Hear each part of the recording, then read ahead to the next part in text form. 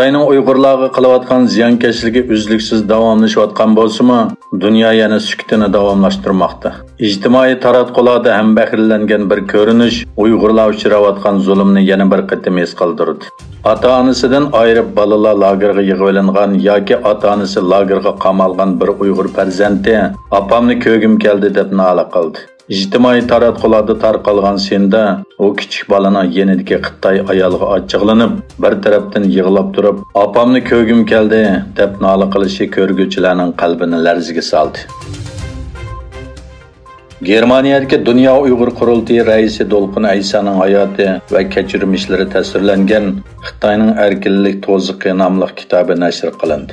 Dolqin Aysa apandi o'zining Twitter hisobida bayonot e'lon qilib, bu kitob haqida mundaq yozgan: "Bu kitob mening aslimalarim va kechirmishlarimga asosan yozilgan.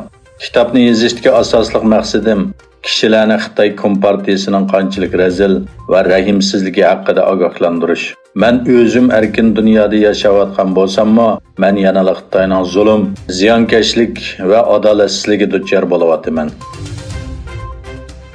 Amerika parlamenti a'zosi vakillar umiki Tayvanga yetib kelgandan keyin Xitoy Tayvan atrofida yana harbiy manevr boshladi. Tayvandagi aloqasini boshlagan vakillar umiki tunugun prezident Tsai Ing-wen bilan ko'rishdi. Yana bir tarafdan Amerika Avom palatasining boshlig'i Nancy Pelosining 12 kun ilgari Tayvan ziyorati keltirib chiqargan jiddiylik davomlashmoqda. Ukraina bilan Rossiya Yevropadagi eng chong yadro elektr stansiyasi Zaporojye yadro elektr stansiyasiga necha kun davomlashgan zambirak hujumida davomli bir-birini ayblamamoqda. Shuning bilan birga Yevropa ittifoqi va Turkiyani o'z ichiga olgan 42 davlat Rossiyani Zaporojyega yadro elektr stansiyasidan va Ukrainaning har qaysi joylaridan askarlarini chekintirishga chaqirdi. Yevropa ittifoqi va 42 davlatning birlashma bayonoti Yevropa ittifoqining Venadagi Yevropa bexatarlik va hamkorlik tashkilotiga doimiy vakillar umiki torbetida e'lon qilindi. O'rta Osiyo va Yevropa ittifoqining 18-navbatlik tashqi ishlar ministrligi uchrashishi noyabrda O'zbekistonning tarixiy shahri Samarqandda o'tkazildi.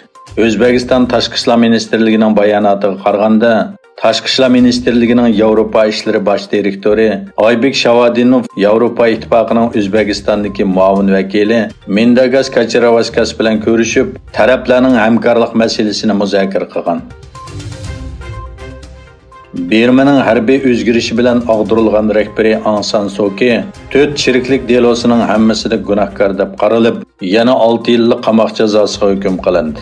76 yoshli Suu Kyi hozirga qadar qonunsiz holda simsiz aloqalash uskunalarini akirish va saqlash, ommaviy ma'lumotchilikka qudratqullik qilish va Xitoy virusi cheklamasiga xiloflik qilish jinoyatlari bilan ayblanib, 6 yillik qamoq jazosiga hukm qilingan.